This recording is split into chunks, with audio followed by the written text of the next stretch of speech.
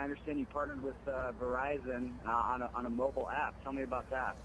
Yeah, NFL Mobile on Verizon is an awesome app. It's unique because it's the only app and the only courier where you can stream live the NFL draft and get every pick from the draft and check that out. But also, you can stream live games from that as well. And like I said, it's the only courier that does that, and you can download it and on your phone, and you can catch it anywhere. And so that's the best part about it, is that you can be anywhere at a restaurant, you know, stuck in traffic, and you can catch, live draft picks and stream live games.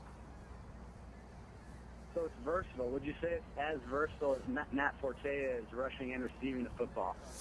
Oh, it's a close race right there, but yeah, it is very versatile. Where, it is unique in its abilities, and so that kind of goes hand in hand with being able to be versatile and being able to run and catch the ball out of the backfield in today's NFL.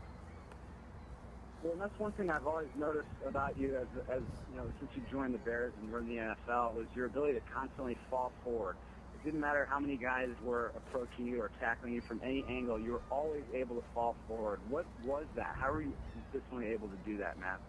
As a running back, that's something that's very important, is, gaining positive yards. You never want to lose yards, and you want to stay ahead of the chains, uh, especially early in downs. And so that's something that you take pride in doing, and especially if somebody, misses a block or somebody's unblocked, making the first man miss. And so that's the mark of a true running back that is talented. If I'm a scout or a recruiter, is if that running back can make guys miss, especially the first guy miss. Another mark of your time with the Bears is your consistency. No matter how they shuffled the quarterbacks, the offensive line in your 8 years in Chicago, even coaches, you always produced. You could always count on number 22 to come up with a 100-yard game and just be involved. How are you able to consistently produce even though the landscape was constantly changing around you? Yeah, I just had to be confident in my abilities, and working hard in the off season. You know, I worked very hard in the off season, and throughout my 8 years of playing, I've changed training methods. I've changed diets, um, and the way I take care of my body, and have learned a lot of things on how to best take care of your body so that you're feeling the best during the season and on game day. And so being able to do that, it's allowed me to withstand a lot of the punishment that running backs take in the NFL. In 2014, you set the NFL single-season record for receptions by a running back with 102, which is an insane amount of receptions. What's the key to being a receiver out of the backfield as a running back? Uh, well, when you're a running back and the key to being a receiver out of the backfield is one, working on your hands, because we're not used to catching the ball as much as we are used to running. So you have to work on your hands a lot, and also you have to. I would say I like to watch film of receivers and how they run routes and how they get open, because if you're not open, you're not going to get the ball. As I mentioned earlier, you played under three different coaching staffs in Chicago. When Lovie Smith was let go, how did that change your approach to the game, and how did it change the locker room? It changed the locker room mostly because everybody loved him. Everybody loved that he was our coach, and he was a great coach, and we were all surprised because we had won 10 games that year, and they still, fired him. So, it was unfortunate, but more than anything, it changed the locker room. But the only thing it really changed other than that was that your outlook on how ruthless and the league can be at sometimes, because you can be doing well, and you can still, get released or cut or whatever. Is that sort of what happened in your scenario? Do you feel like you were treated fairly in Chicago? I had a great time here. My 8 years, I was treated fairly, I would say, for the most part. And, I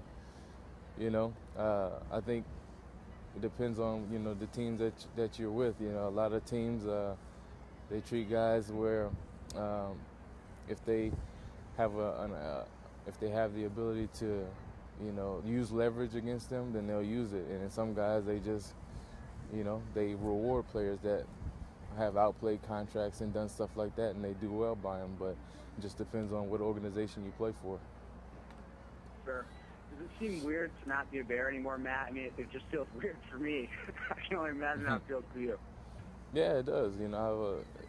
For almost a decade being in the same colors, in the same locker room, same number, and now all that's changed. So it'll be weird, but you'll get used to it pretty quickly.